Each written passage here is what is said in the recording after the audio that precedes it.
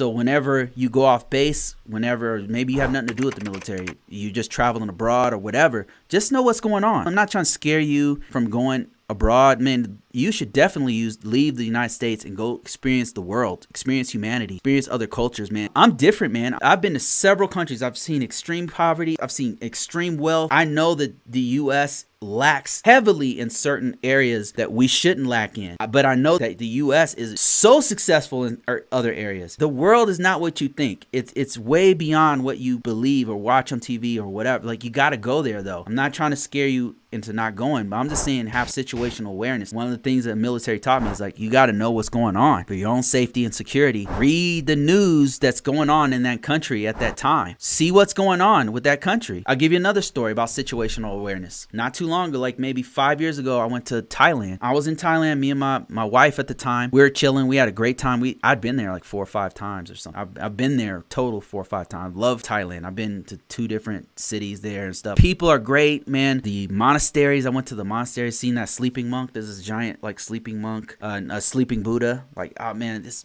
just amazing. I went to Old Siam, which is now called Ayutthaya. Beautiful place, man. The people are so nice, man. Anybody who's never been there, man, so amazing. Such an amazing place. Anyway, me and my wife at the time, we were there.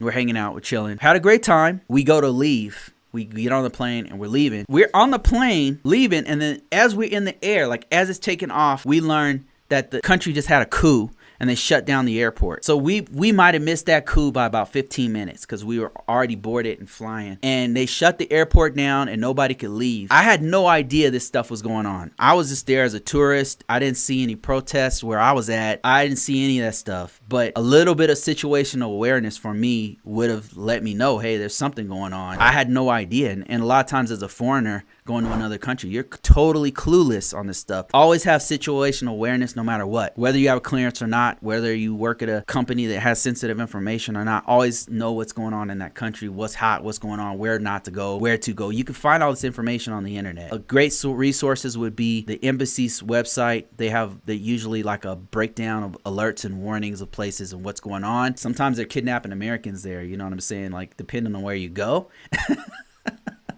Any places you go, like, it's kind of like if somebody flew to the U.S., like the first thing you want to know is like where, right? So they could be going to Hawaii and having the time of their life, or they could be going to Detroit and about to get got in certain places in Detroit. Not saying all Detroit's bad, but certain parts are not so good. You know, like you probably don't want to go to Chicago O Block on the south side. Not a good look, not a good place to go, right? And even people on O Block in South Chicago will be like, no, don't come here. This is not a vacation spot.